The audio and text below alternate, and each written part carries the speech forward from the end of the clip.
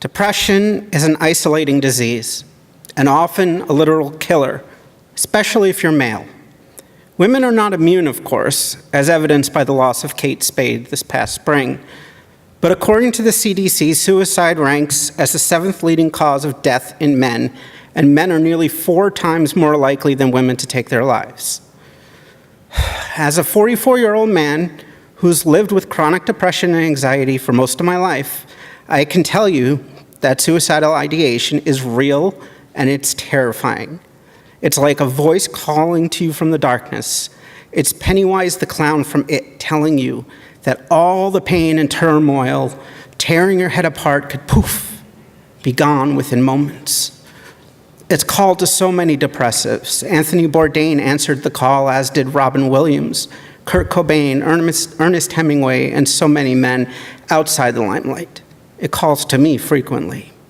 It was strongest after my nervous breakdown in 2010, but to be honest, I hear it almost nightly, like a wisp of wind, a soft breath of urging in my ear.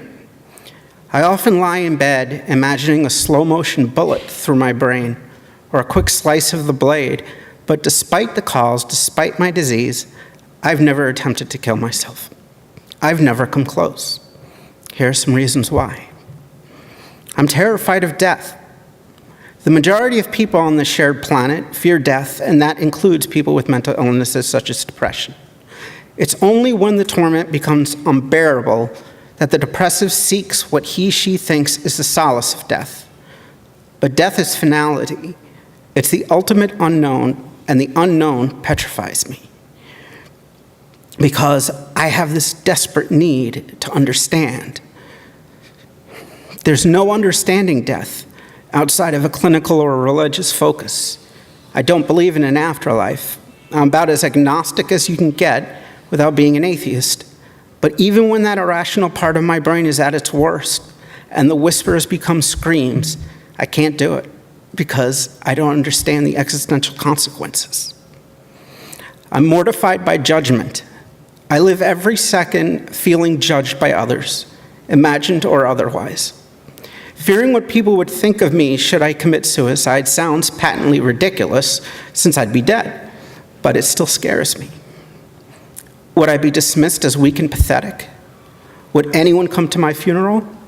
Between 11 and 29, I feared people discovering my dead body, seeing my gynecomastia, and laughing. I'm sorry.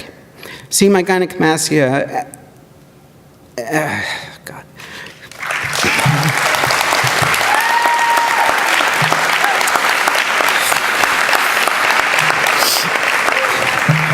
Gynecomastia is male breast enlargement due to hormonal imbalance that has been known to lead to depression and even suicide. It affected everything about my life and paralyzed me during the years when I formed my identity. It destroyed any semblance of self-esteem I might have had. Even though it's been corrected, I still feel judged. I feel judged just reading this to you. Guilt. Guilt is so powerful. It should be labeled as a weapon of mass destruction, though in this case it's a lifeline. I feel guilty about letting everyone down. I already consider myself a failure because I'm not rich. I don't have a powerful job. I don't own a house or have the ability to travel the world like so many others on Facebook. So guilt keeps me away from the pills and razor blades because I can't let anyone down more than I already am. A promise I made to my wife.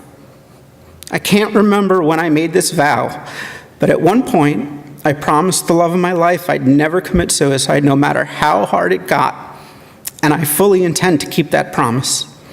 I could never hurt this exceptional woman, this beautiful person who loves me, warts and all. And when my daughter came along, I doubled down. I quietly made the promise to my baby girl, Daddy will never leave you. I often lie shaking in bed, dark thoughts whipping through my mind, but I made a promise to never hurt my wife and daughter by taking my life, and I will not break it. A glimmer of hope. I don't know why, but even during the harshest, blackest times, there remains a scintilla of hope. somewhere in my head, hope that I'll get better, that I'll learn to live with my disease and find not necessarily happiness, but contentment. Hope that I'll stop comparing myself to others. I can't seem to feel this ghost-like speck of hope, but I wish I could project it across the sky, wrapping me in its glow. But I can't. So how do I know it's there? I don't have an answer. I don't know how to use it as a building block. Each second brings a new barrage of self-loathing through which I need to fight. It's exhausting. And yet that glimmer of hope keeps me fighting through the seconds, minutes, hours, days. That speck of hope keeps me alive. These reasons for not attempting suicide are mine and mine alone. It's also helped that I've spoken with other depressives, especially men, because I know I'm not alone. We lose too many men to suicide. It's become an epidemic because, truthfully, there's a stigma within a stigma. Men have to be stronger. Men can't be vulnerable. Men must never cry, must never hug other men, must never show weakness. So men clam up when they need help the most, and their minds beat them to death. We need to make it a priority to help men suffering from depression and other mental illnesses. We need to vigorously redefine masculinity so that men feel safe to open up. It's part